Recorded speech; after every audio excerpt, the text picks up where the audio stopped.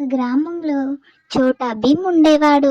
ఒకరోజు భీమ్ తన స్నేహితులతో కలిసి అడవిని మొత్తం చూడాలని అనుకుంటాడు. భీమ్ వారి స్నేహితులతో అడవిని చూడడానికి బయలుదేరారు. పక్షుల కిలకిలా రావాలతో ఆ అడవి చాలా ప్రశాంతంగా ఉంది. అక్కడ ఒక కొంటె కోతి చెట్టును ఊపుతూ ఆడుకోవడం చూస్తారు.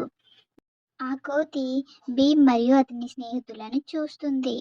భీమ్ మరియు అతని స్నేహితుల గురించి ఆసక్తిగా ఉన్న కోతి కిందకు దూకి భీమ్ దగ్గర నుండి లడ్డూను లాక్కుంటుంది. కొంటెగా నవ్వుతూ అది లడ్డూను తీసుకొని చెట్టుపైకి దూసుకెళ్తుంది. భీమ్ మరియు అతని స్నేహితులు దాన్ని చూసి ఆశ్చర్యపోతారు. భీమ్ మరియు అతని స్నేహితులు అడవిలో కోతిని వెంబడించడం ప్రారంభించారు. అయితే ఆ కోతి ఒక చెట్టు నుండి ఇంకో చెట్టుకు దూకుతూ వెళ్తుంది. ఆ కోతి వారిని అడవి లోపలికి నడిపిస్తుంది.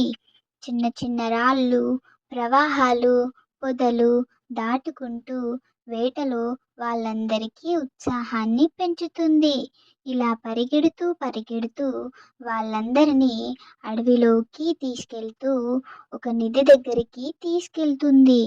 ఒక చెట్టు కింద ఉన్న ఆ నిధిని చూసి వీళ్ళందరూ ఆశ్చర్యపోతారు.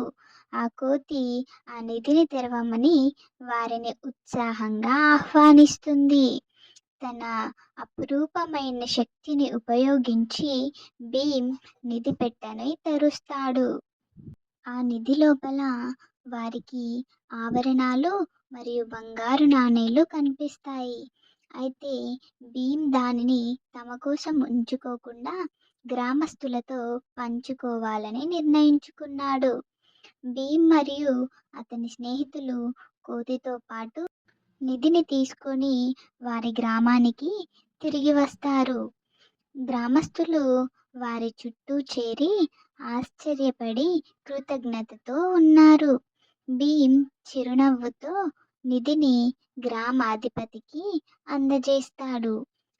అతను అతని ధైర్యం మరియు అతని దయ చూసి ఆ గ్రామ పెద్ద మరియు గ్రామస్తులు వాళ్ళందరినీ ప్రశంసిస్తారు.